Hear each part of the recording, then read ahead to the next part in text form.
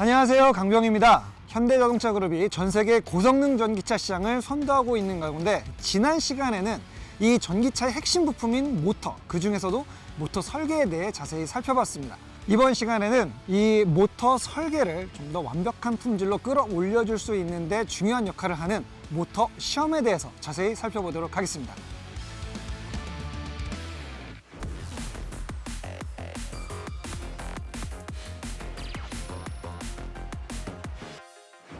네, 하나의 전기차를 개발하기 위해서는 정말 많은 단계, 이 프로세스들을 거쳐 오게 되는데 이 시험팀의 역할, 어떤 것들이 있을까요? 지금까지 개발해온 모터와 인버터를 총 인테그레이션 하는 역할이라고 보시면 됩니다. 설계를 해서 오면 저희 팀에서 이 하드웨어를 하나로 통합시켜서 개발을 진행하게 되는데요. 전류맵도 만들고 제어 특성을 잡고 제어 파라미터도 이제 잡고 그다음에 거기에 들어가는 여러 재정수 같은 것들을 그 밑그림을 이제 채워 넣는 역할을 한다고 볼 수 있는데요. 저희 시험팀에서의 개발을 잘하면 최고의 퍼포먼스의 모터 시스템을 만들어낼 수가 있습니다. 제가 생각했던 그 시험팀의 이름만 들었을 때는 단순히 그냥 모터를 구동시켜보는 그 시험을 한다라는 느낌이었는데 사실은 훨씬 더 광의적인 의미의 개발 작업을 설계팀이랑 되게 긴밀하게 그럼 같이 하고 있다는 뜻이네요. 모터 자체의 기본적인 성능 개발을 진행하고 있는데요. 이때 중요한 것이 전류 맵이라는 것입니다. 이제 전류 맵을 어떻게 만드는지에 따라서 이제 모터의 성능이 확 바뀐다고 볼 수 있습니다. 토크를 만들기 위해서는 다양한 전류의 조합을 활용할 수가 있는데 저희는 가장 최적화된 전류, 가장 효율적인 전류를 사용할 수 있도록 일종의 정답지를 만드는 과정이라고 보시면 될 것 같습니다. 딱 일정한 조건으로 맞춰주면 그 토크가 나온다 이렇게 생각할 수도 있는데 실은 그게 아닌가 보네요. 같은 토크를 만들기 위해서도 다양한 전류를 활용할 수가 있습니다. 맥시멈 토크 퍼 암페어라는 이제 전류를 사용을 해서 네. 토크를 제어를 하고 있습니다. 그럼 일종의 효율적인 문제군요. 같은 단위 암페어당 가장 높은 토크를 뽑아낼 수 있는 그런 매핑을 찾아간다. 네, 맞습니다. 모터를 시험할 때 개발 목표 같은 것이 있을 텐데 이제 소비자들이 만족할 수 있는 다양한 퍼포먼스를 가진 모터를 제작하고 설계하고 있는데요. 소비자들이 원하는 이제 다양한 요구 조건을 만족하기 위해서 다양한 출력의 모터를 개발을 하고 있습니다. 요구하는 성능 지표들을 달성하기 어려운 좀 난관에 부딪히는 경우도 생길 수 있잖아요. 하드웨어적인 개선을 할 수도 있고 아니면 소프트웨어적인 개선을 할 수도 있습니다. 근데 하드웨어적인 개선을 하게 되면 이제 중량이 늘어나는 문제가 있다든지 이제 원가가 늘어나서 부담이 생길 수가 있기 때문에 소프트웨어적인 개선을 하는 것을 조금 더 추구하고 있습니다. 그러면 그 과정 중에서 혹시 HMG가 쓰고 있는 특별한 기술 같은 게 있을까요? 모터의 출력을 올리기 위해서는 인버터가 사용할 수 있는 전압을 크게 키우는 게 필요합니다. 저희 회사에서 사용하고 있는 기술은 이제 일반 모터 대비 성능을 최대 10%까지 높일 수 있는 가변조 기술을 개발을 해서 적용 중에 있습니다. 모듈레이션 인덱스, 그러니까 전압 이용률을 크게 키우는 그런 기술을 얘기하는데요. 현대자동차에서 독자적으로 개발한 알고리즘은 인버터에서 사용 가능한 최대 전압을 사용할 수 있는 알고리즘인 6스텝 제어까지 부드럽게 전환시키는 기술을 개발을 해서 사용하고 있습니다. 이 6스텝으로 넘어간다라는 이 과정 보통 다른 제조사들에서 쉽게 쓰지 못하는 걸로 알고 있는데 어떻게 해결을 하셨나요?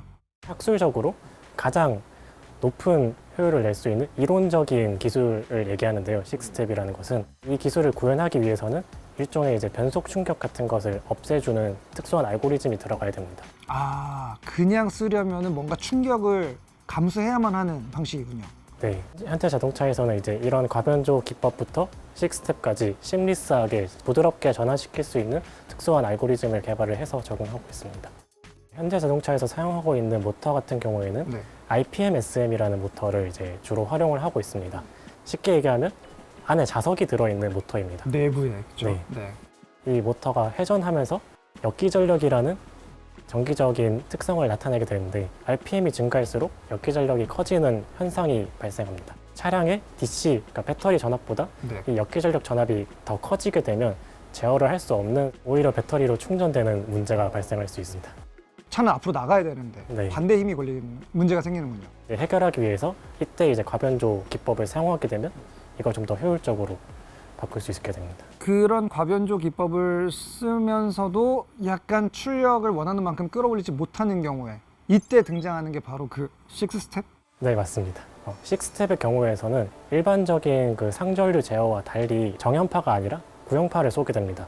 그럼으로 인해서 고조파가 발생하게 되고 이제 일종의 모터에서 전류 제어 불안정성이라든지 아니면 토크 리플이라든지 아니면 소음이 발생한다든지 사용자들이 불편을 느낄 수 있는 그런 현상들이 발생하게 되는데 기본 제어에서 6스텝까지 그냥 점핑하는 구조였다면 이제 가변조를 통해서 부드럽게 넘어가서 그런 문제가 발생하지 않도록 하는 기술을 개발했습니다.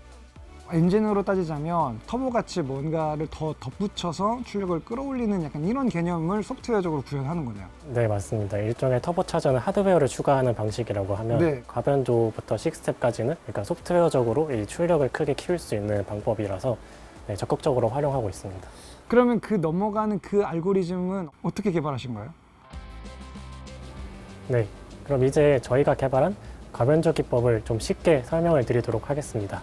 네, 기본적인 상전압 파형을 먼저 그려볼 건데요. 이 파형 같은 경우에는 그 인버터의 특성 때문에 최대로 낼 수 있는 전압의 크기가 정해져 있습니다. 그것을 이제 전압 리밋이라고 부르고요. 그러면 이제 이 전압보다 높은 전압을 낼 수가 없기 때문에 기본 정연파를 가변조 기법을 이용을 해서 전압을 키우게 됩니다. 파형의 높이 자체가 더 높게 올라가는 거를 목표로 하는 거네요. 네, 맞습니다. 그렇게 되면 실질적으로 이 상태에서 사용할 수 있는 전압 구간의 모양이 그럼 어떻게 달라지게 되는 거죠? 네, 그러면 기존 파형 대비 이제 이런 모양의 파형이 나오게 됩니다. 그래서 기존에 사용하지 못했던 전압을 더 사용할 수 있게 만들어주는 기술입니다. 그리고 이제 여기서 이제 6스텝 제어까지 넘어가는 제어를 할 수가 있는데 이렇게 되면 기존에 사용하지 못했던 이 영역들까지 더 사용할 수 있게 되어서 더 높은 전압 이용률을 달성해서 출력과 효율을 올릴 수 있다는 장점이 있습니다. 완벽하게 인버터가 낼 수 있는 최대의 전압 이용률을 사용하는 것입니다. 기존의 정연파에서 6스텝까지 넘어가는 이 전환 과정이 매우 부드럽게 연결된다는 것이 이 현대차 제어 알고리즘의 특허입니다. 그러니까 보통은 이 원래의 정연파 커브에서 이 빈 공간으로 넘어갈 때에 충격이 발생할 수밖에 없다. 저가 바뀔 때 충격이 발생할 수밖에 없는데 이걸 극복해냈지만 그 기술은 완전한 비밀이다. 네. 가변조에서 6스텝으로 넘어가게 되면 전압 제어를 해야 됩니다. 근데 이제 전류 제어에서 전압 제어로 넘어가는 그 과정이 굉장히 복잡하기 때문에 법을 아직까지는 적용하지 못하고 현대차 고유의 이제 기술로 이제 자리 잡고 있습니다. 이거 대단하네요. 여러 가지 그 파형 제어를 과변조 시스템을 이용해서 자유자재로 능수능란하게 할 수 있는 최고 기술을 가지고 있는 현대차. 네, 이 시험실이 없었다면 어쩌면 또 불가능했을지도 모르는 부분인데 출력과 효율을 향상할 수 네. 있는 기술을 이제 개발해서 적용을 했기 때문에 타사 브랜드보다 모터 시스템 같은 경우에서는 효율이 3에서 4% 정도 더 좋아요. 이제 좀 이해가 되네요. 제가 이 현대자동차 그룹에서 나오는 최신형 전기차를 탈 때마다 느끼는 게 이상하게 이 수입 브랜드보다 전기차 효율이 굉장히 잘 나온다라고 항상 리뷰할 때마다 느꼈거든요. 아무나 쓸 수 있는 기술을 썼던 게 아니었던 거군요. 이 역기전력이라는 어떤 그 제약을 극복하기 위해서 이런 과변조 시스템부터 또 C스텝까지 되게 과감하게 개발하는 데 성공을 했는데요. HMG가 가지고 있는 또 굉장히 독특한 기술력, 바로 이 투스테이지 인버터라고 할 수 있습니다. 근데 이곳에서 나오는 그 영상 전류가 투스테이지에서는 필연적으로 생길 수밖에 없는 어떤 큰 제약점일 것 같은데 영상 전류라는 것은 일종의 토크를 만들어내지 않는 기생 전류라고 볼 수 있습니다. OEW 모터의 특성상 영상 전류를 만들어내게 되는 거고, 근데 이 영상 전류가 섞여 있게 되면 파형이 조금 불규칙해지거나 네. 결국에는 파워 모듈 쪽에 소손을 발생시키고 효율 저하라든지 전류 제어성을 좀 악화시키는 그런 원인으로 작용하게 됩니다.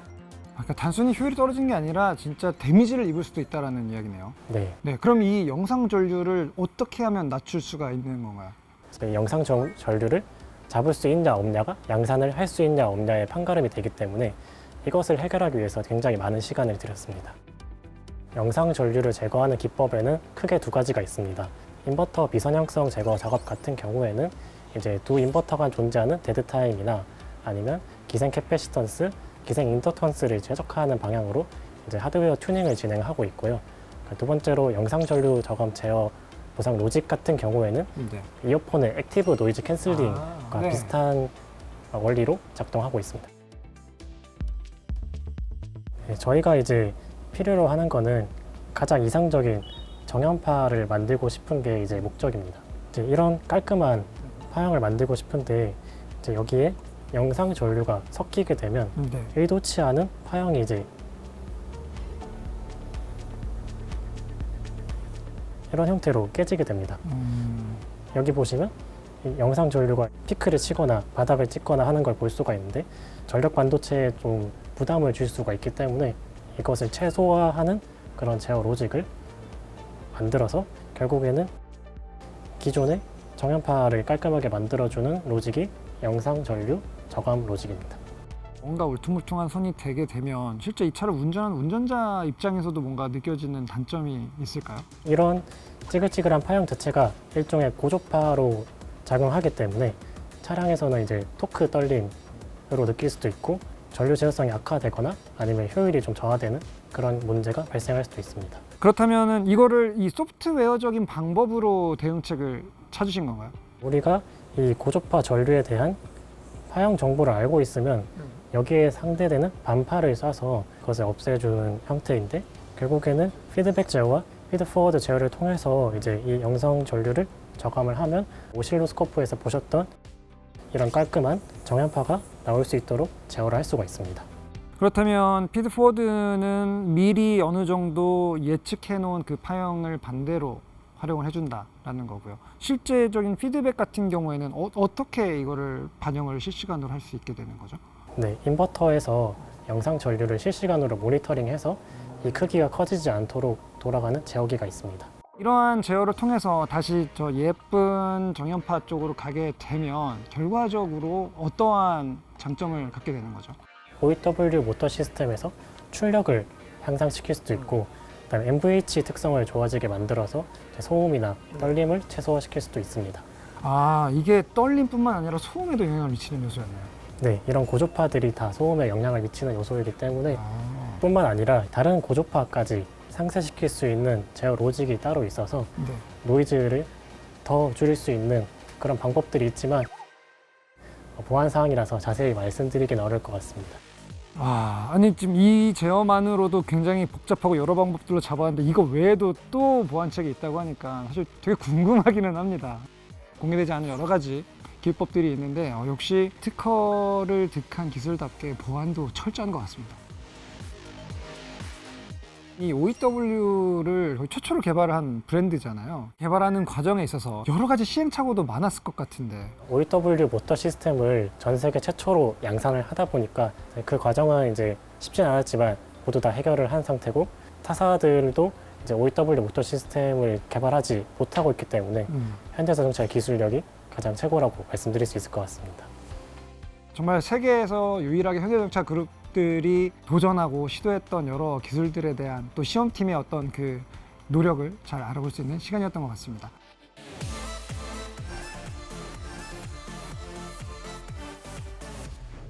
자, 이 앞선 내용에서는 이 모터 설계에 대한 성능을 시험하고 이 최적화에 대한 내용들을 주로 다뤘는데 이곳은 뭔가 본격적인 시험실 같은 느낌이 딱 들거든요. 저희 시험팀의 선행 개발 과정에 대해 요약해드리면 먼저 1축에서 성능 개발을 완료한 이후에 그거를 다시 2축으로 가져와서 동력계단에서 전반적인 파워트레인의 성능을 확보를 합니다. 그 다음에 차량 개발 이후에 양산까지 완료가 된 다음 양산이 완료된 차량을 4축 실험실에서 개선점을 찾게 됩니다. 네. 그래서 4축 실험을 통해서 얻은 개선점들을 다시 1축 성능 개발하는 데 반영을 하게 됩니다. 아, 그러니까 결국 1축, 2축, 4축 이 모든 게 기술 개발하는 일종의 선순환 구조로 계속해서 돌아가는 이러한 구조가 되는 거네요. 네, 맞습니다. 1축 시험 대비해서는 지금 이 2축 시험 모델이 좀 더 실차 구동계에 가까운 시험이 되겠네요. 네, 맞습니다. 통합된 시스템이기 때문에 네. 실제 차량과 유사한 환경에서 평가를 할 수가 있습니다. 그래서 네. 실제 차량에서 요구하는 전동화 파워트레인의 요구사항에 대한 효율 성능 그리고 냉각 성능까지 이 축에서 실험을 진행하고 있습니다. 전기차들은 예전의 내연기관과는 다르게 사실상 앞뒤 엑셀이 기계적으로 물려있지 않고 그냥 듀얼 모터에 분리되어 있는 시스템이잖아요, 하드웨어적으로. 네. 그럼에도 이렇게 4축을 동시에 걸어서 테스트하는 게 어떤 의미를 갖는 부분들이 있을까요? 1, 2축은 배터리 시뮬레이터를 사용해서 실험을 하거든요. 네. 하지만 4축인 경우에는 실제 배터리를 탑재한 상태에서 실험을 진행합니다. 그렇기 때문에 1축, 2축에서 보지 못하는 실제 차량에서 나타날 수 있는 문제점들이 보이기 때문에 4축 실험도 필요하다고 생각하시면 될 것 같습니다. 지금 보시는 건 열 관리 평가에 대한 실험인데요. P 시스템은 온도에 대해서 매우 내연기관보다 취약하다는 문제점이 있습니다. 각 부분마다 다 센서를 부착하면 좋겠지만 비용적인 거나 공간적인 제약 때문에 저희가 시차량에서 못 넣는 부분을 보완하고자 온도 센서를 다 부착을 해놓고 토크, 속도, 냉각 유량 등을 조절하면서 각 부분의 온도를 지금 다 수집을 하고 있습니다. 수집한 데이터는 최종적으로 저희가 열 온도 모델을 만드는 데 사용이 되는데요. 나중에 실차에 탑재가 돼서 실시간으로 운전을 할 때 온도를 간접적으로 알 수 있는 방법에 사용되는 모델입니다. 방금 말씀해 주신 내용 중에 이 P 시스템이 열에 좀 더 취약하다라고 얘기를 해주셨는데 어떤 이유에서 그런 거죠? 내연기관인 경우에 엔진이 이제 고온에서 운전을 할 때 효율이 더 우수하고 사실 냉각 같은 경우에는 이제 재질이 손상되지 않는 범위에서만 운전을 하면 됩니다. 반면에 P 시스템인 경우에는 모터 인버터가 이제 정상 운전이 가능한 온도 범위가 정해져 있습니다. 네. 그래서 만약에 그 온도보다 올라가게 되면은 이 제품들이 정확한 동작을 할 수가 없고요. 심하게는 이제 손상이 돼서 실제 정상적인 운전을 아예 못하는 경우가 발생할 수 있다는 문제점이 있습니다. 따라서 열 모델이 P 시스템에서는 매우 중요한 부분입니다. 저 엔진은 원래 뜨겁게 작동하게끔 만들어져 있는 하드웨어인데 네. 전자제어 쪽이 또 많고 하다 보니까 훨씬 더 민감하게 반응한다 이런 의미겠네요. 네, 맞습니다. 이 온도 모델을 그럼 어떻게 활용하나요? 네, 이제 온도 모델은 차량의 안전을 위해 이제 과온 보호 로직에 사용이 되고요. 과온 보호 로직은 사전에 시스템이 온도가 상승하는 것을 방지하기 위한 로직입니다. 연구 자석인 경우에 특정 온도 이상 온도가 올라가게 되면 자석의 특성을 잃게 되고요. 과온 보호 로직이 잘 동작해야지 안정성, 내구성, 그다음에 신뢰성이 확보될 수가 있습니다. 그래서 이제 과온 보호 로직이 제일 중요한 로직 중에 하나라고 말씀드릴 수가 있습니다. 요즘 전기차의 화두는 결국 한 번 충전해서 누가 더 멀리 갈 수 있느냐, 얼마나 효율성이 좋느냐 이 싸움이잖아요. 효율 관련된 평가도 여기서 같이 진행을 하시는 거죠? 네, 맞습니다. 평가 시스템에 대해서 말씀을 드리면 이축 시스템 경우에는 배터리 시뮬레이터에서 공급하는 전압 그리고 그때 흐르는 전류를 가지고 입력 전력을 알 수가 있고요. 출력되는 기계적인 동력은 동력계에서 측정하는 토크와 속도를 가지고 알 수가 있습니다. 이를 활용해서 전동화 파워트레인의 효율 맵을 만들 수 있고요. 이 효율 맵을 가지고 전비와 주행 거리 등을 알 수가 있습니다. 그 나온 수치가 원래 목표로 하는 타겟보다 못 나오는 경우 아니면 경쟁군보다 살짝 뒤처지는 경우 이럴 때는 어떻게 하시는 건가요? 네, 그런 적이 없었는데요. 그 이유가 이제 저희 당사의 연구원분들이 이제 설계 능력이나 해석 능력이 워낙 출중하셔서 아직까지는 그런 적은 없습니다. 책임님의 뭔가 프라이드가 은은하게 느껴지는 답변이었네요.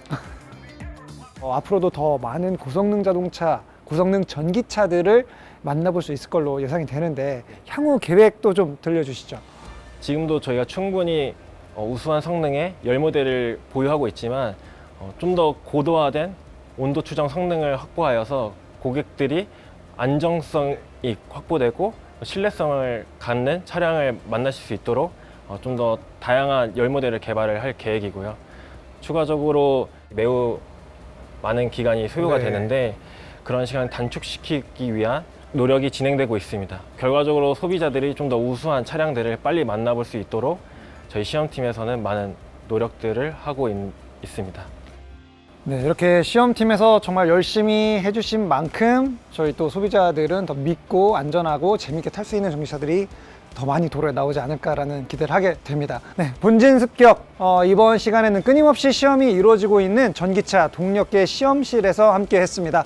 오늘 이렇게 시간 내주셔서 너무나도 감사드립니다. 저도 너무 감사합니다. 네.